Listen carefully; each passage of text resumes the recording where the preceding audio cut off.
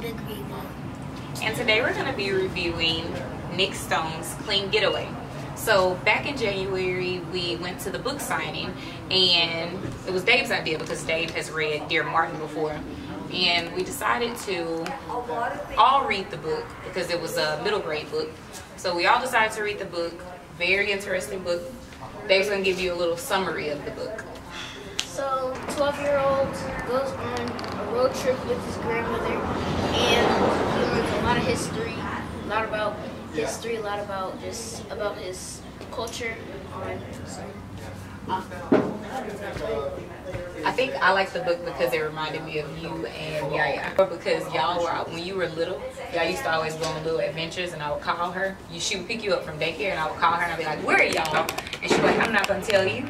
So the whole time I was reading, I was like, what if they would have went somewhere far away before? What did you like about it, Kim?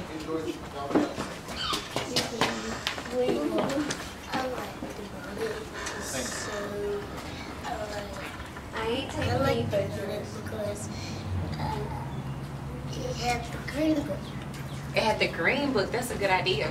The green book is a really important part. You want to explain what the green book is? Well, basically, back in like the old days, back in like the 1960s, The black people couldn't go. Nothing was fair to them.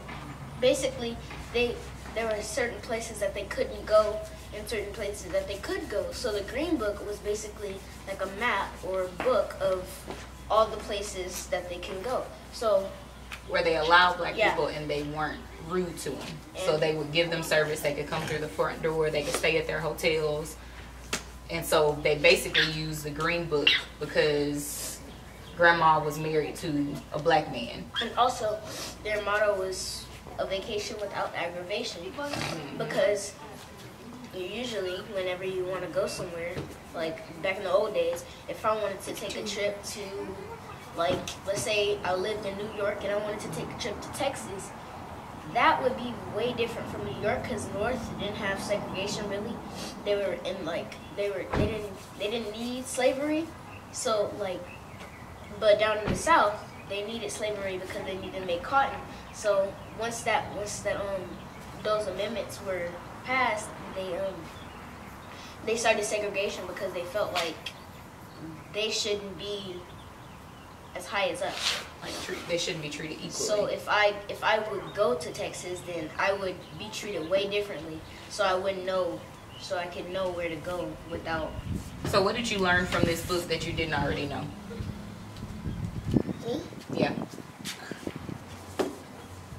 The green book? Yeah, I didn't know about the green book. I had never heard of that until we went to the book signing. I didn't know that existed. Honestly, I just. So who would you recommend the book to? Who would I recommend the book to? Number one, I'd recommend it to like mixed, like white and black boys or kids, and plus I just give it to like black kids in general. Like, I think anybody could learn from this book though, because it has like, it was the fact that I like the fact that the grandma had learned so much about being the struggles of being black from having a black husband. So I think just reading this book and understanding exactly what you go through, what you went through back then from being black, like I think that's a big deal too. So but I think even like the kids at your school, I think that's a big deal because you've talked about like some of the kids who say, you know, kind of racist things, or you talk about kids who make jokes about the N-word. I feel like if they read a book like this, then they will understand why. Like, why would you even ask the question of can I say the N-word or why can't I say the N-word if you truly understood what it was about? Would you recommend it to anybody at your school? Are you brave enough to say, hey, you should probably read this book? I mean,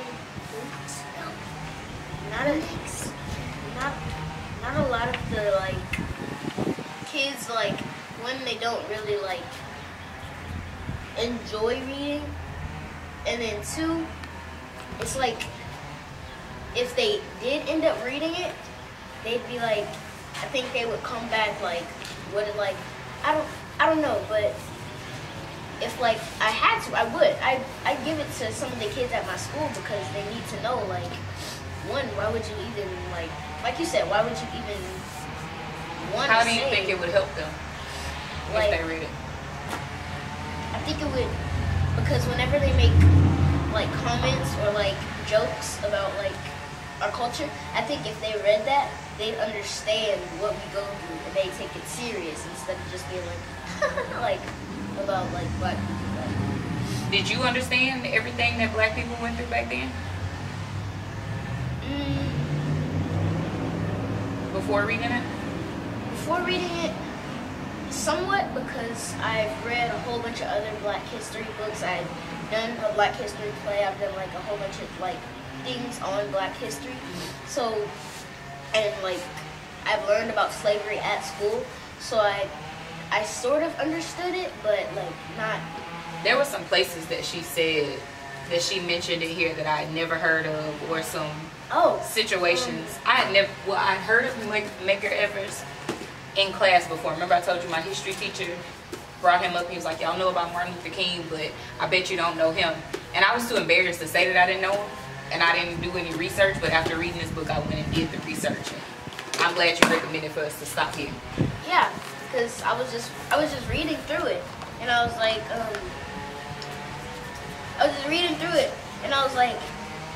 who would have a house with no front door?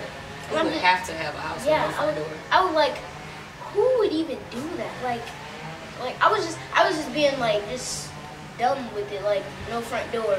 What about the people that come to your house? But when I'm glad that I mentioned something about it because I'm glad I mentioned something about it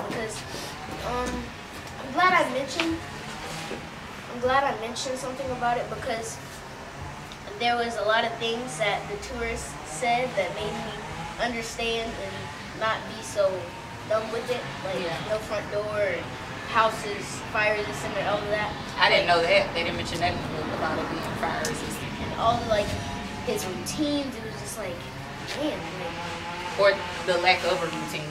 I think that's what bothered me, because I know, like, okay, we wash on this day and we go to the grocery store on Sunday, and to not be able to do that just because you're afraid somebody's gonna follow you and do something bad to you, like, or even to not have to have a front door. Like, we have 2 entries in our house and we go through either one and we don't think anything of it. But the fact that he had to get out like that, like, that's pretty sad.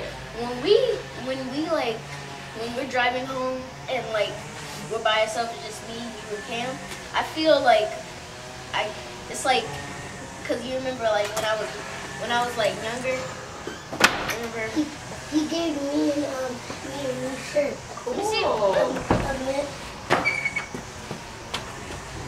I don't know if he's trying to get out. Oh, how cool. So we just got a present. Cool. We just got a Well, present. Dave and Cam just got a present. Can I have yours, Cam? I mean, you could probably fit mine. You can't kill me. You can't kill a man, but you can't kill an idea. That's cool. That is.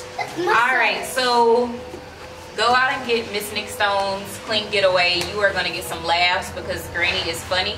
You are going to get a nice little history lesson and learn a lot of things that I didn't know when I'm 31 years old. It's the best book ever. And it is the best book ever. Not anything, whatever you expect is going to happen in this book, everything happens the opposite. So And it's pretty much like a cool textbook. Like you're learning about history, but it's also like fun. It's also cool. Like, it's just so many different things that. And you get history on grannies because your granny likes to take you off for punishment too. So. Alright, so check out Nick Stone's Clean Getaway.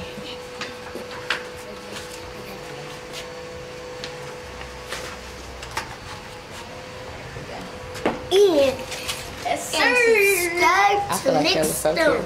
She doesn't even have a YouTube channel. We'll just put her Instagram. On Instagram. Yeah, we'll just put her Instagram. Laugh.